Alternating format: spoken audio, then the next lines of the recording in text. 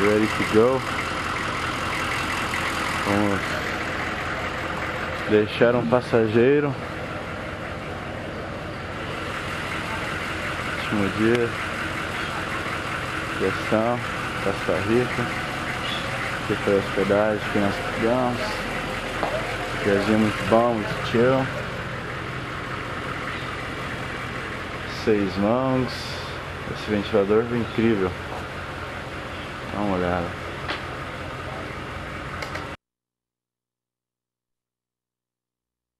Cadeirinha, pá, da hora. Mas eu vou filmar a praia porque tô muito cansado.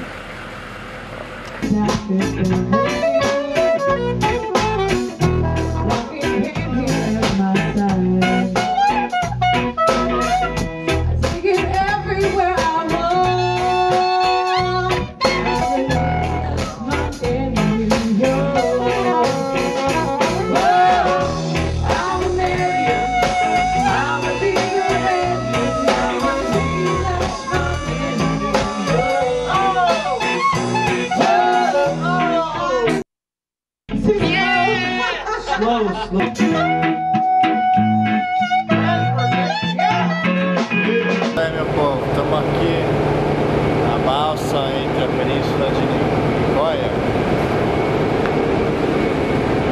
e estamos levando o Jess embora para São José. A gente estava lá em Malpaís fazendo surf, muito bom, muito gostoso. Então aqui está um visual.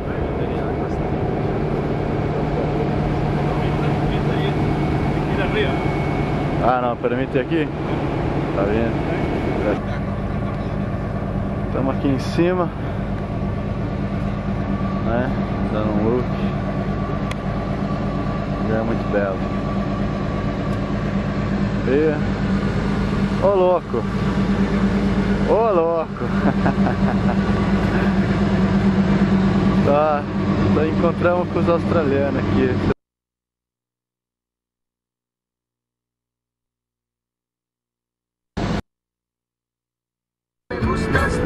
We are here in Panama.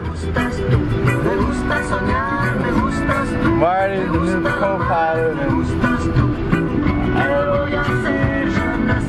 Lindo.